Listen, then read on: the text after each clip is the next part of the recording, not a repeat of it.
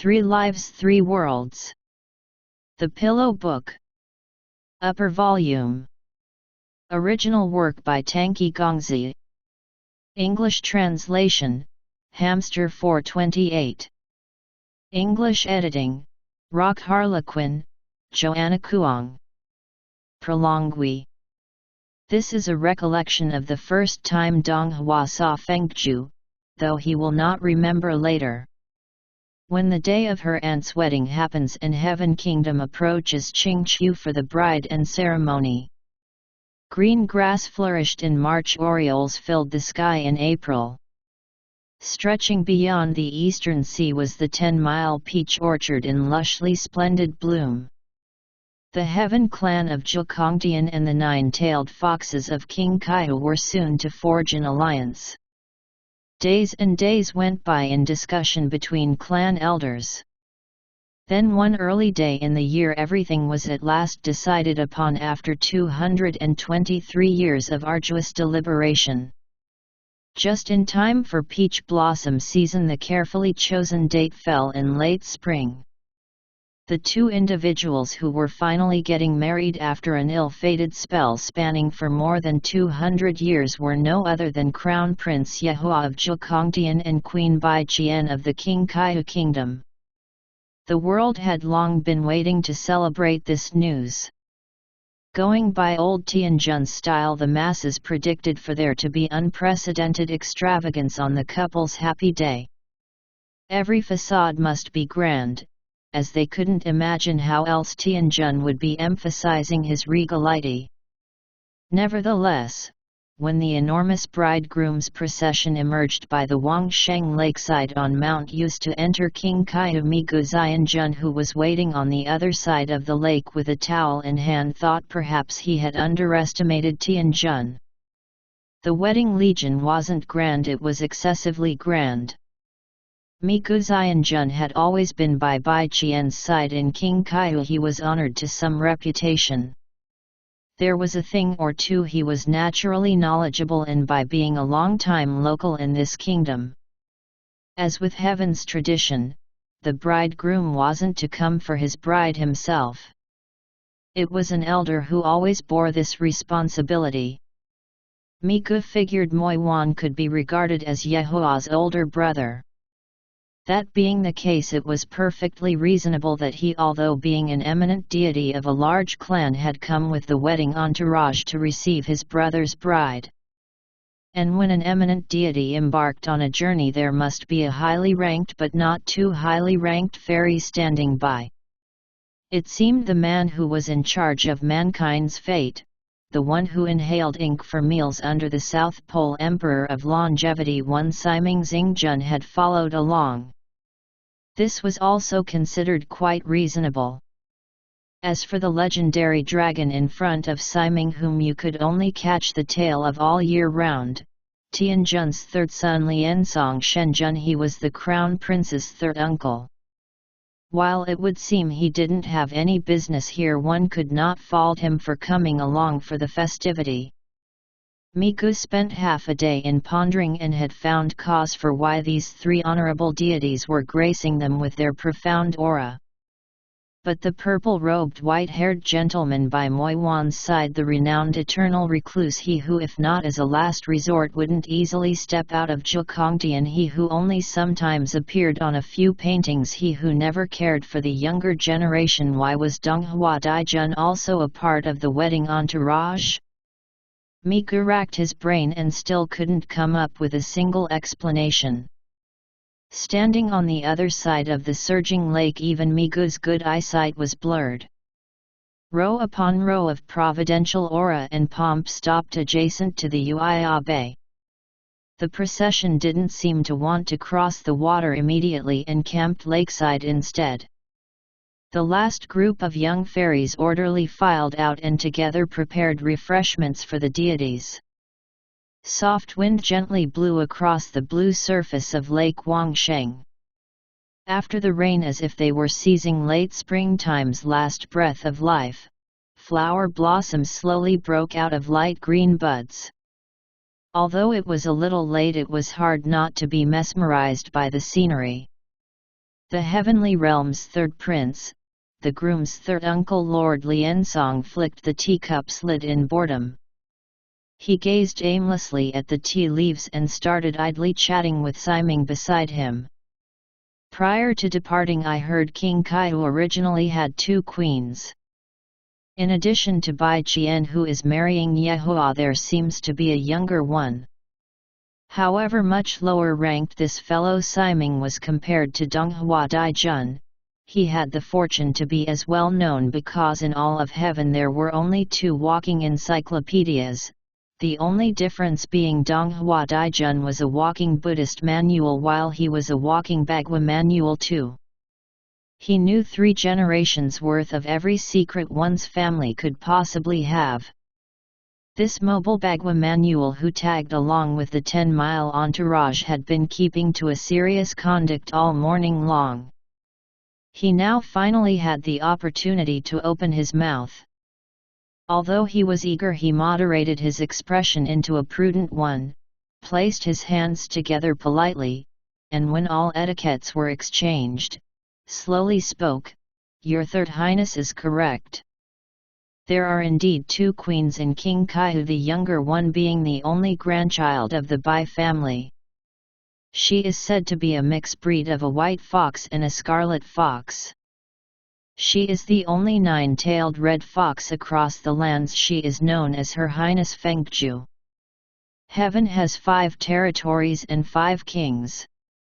The kingdom of King Kaihu, too, has 5 regions and 5 sovereigns. Because Lady Bai Qian would sooner or later marry into the Heaven clan, she had given King Kaihu's sovereignty to Her Highness Fengju 200 years ago. When she assumed the position, Her Young Highness was only 32,000 years old. Still, Bai Ji Daijun had let her carry on King Kaihu's mantle. She is so young yet sits so high. But, there's also something odd about her. As a young fairy poured them more tea, he paused and took advantage of the rising smoke. Across the hazy fog, he surreptitiously stole a glance at Donghua Daijun, who was sitting with his tea. Liensong seemed to be titillated with interest. He waved his hand and smiled from the corners of his eyes. "Go on." Siming nodded and continued after a moment of thought. "In truth, I have known Her Highness Fengju from long ago. At that time she was but 20,000 years old, sticking close to Bai Ji Daijun's side. Because she is Daijun's only granddaughter, she is terribly adored, and her temper grew ever lively. She was always present whenever there were tomfooleries going on. Even I was teased by her a couple of times. However," he briefly paused, "more than 200 years ago, there was a time when she descended to the mortal realm. When she for some reason returned a few decades later, she suddenly became much more solemn. They said on the day she returned she was wearing mourning clothes. Now that 200 years have passed, and seeing that she is grown, perhaps due to the fact that she was raised to inherit the throne, Bai Ji Daijun might be worried that she doesn't have someone to aid her with the kingdom's affairs, and for the past 100 years has chosen several husband candidates for her." But she what?" asked Liensong. Siming shook his head. His eyes seemed to inadvertently pass by Donghua Daijun. "Nothing, really. She just insisted she was already married to someone. And although he had passed away, she wouldn't remarry again. I also heard in these past 200 years there wasn't a day when she would remove the white pin from her hair. There wasn't a moment when she would take off her mourning clothes either." Liensong propped his cheek and leaned against the stone bench and said, "Now that you mention it, I'm recalling something from 70 years ago. It was said Kang Yi Shenjun from Mount Zhiyu took a bride. Did this have something to do with King Kaihu?" Siming gave some thought. Before he could answer, Master Moi Wan, who had been sitting in extended silence, spoke first. His voice rang clear and light. It was just a matter of Bai Ji wanting to give Fengju's hand to Kang. Siming reminded him. Kang Yi.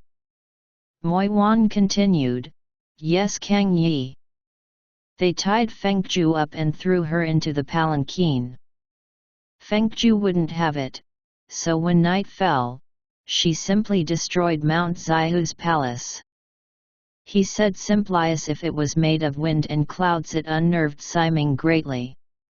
He was not familiar with this interval of the story either. If he were to continue, innumerable twists and turns would only start to creep out. Lian Song held up his fan with a smile. He sat up in all seriousness and turned to face Moi Wan. You're right, he said. I remember hearing from someone that you were the officiator that year. But legends have it Kang Yi Shenjun was truly in love with the same lady who destroyed his palace, the wife whom he never married. After having it rebuilt, he hung Fengju's portrait up and longed for her as he looked at it each day. Moi Wan no longer spoke. Siming sighed, and yet, unrequited love is one thing, unfulfilled desire quite another. I have also heard Lady Qin of Mount Zonghu had once noticed high deity Bai Qian's fourth brother Bai Zhen.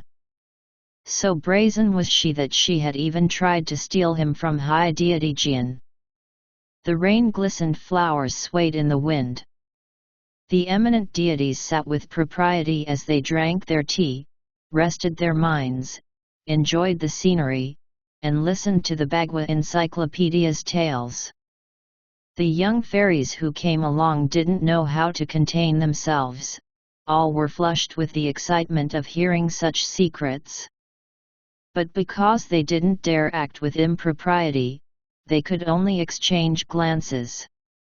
On the Wangsheng shore, endless gleaming eyes mingled in the breeze. A young fairy considerately handed Siming a cup of tea to clear his throat.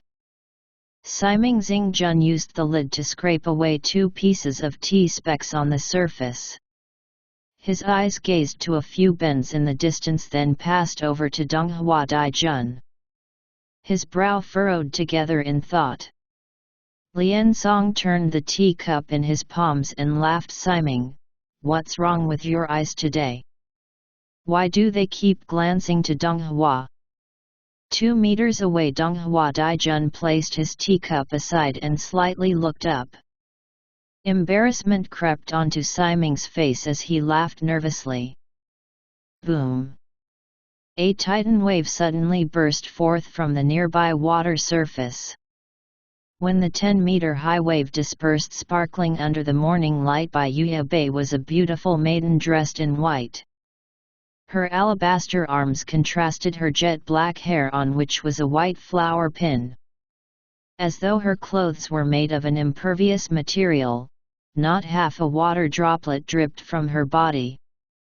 Moreover, she stood in the morning wind with a nonchalant air, but her raven hair was wet and a few strands plastered on her face. She emitted an icy coldness, but there was a certain warmth in the corners of her eyes. She smiled an unsmiling smile at Siming Xingjun, who had been talking with great fervor only moments ago. Siming frantically grabbed a teacup, blocking half of his face. Your face is too big, the cup won't do. Use this, said Lian Song, handing him his fan. Siming miserably knelt down and stretched his mouth into a painful smile. I didn't know Your Highness Fengju is taking a swim here.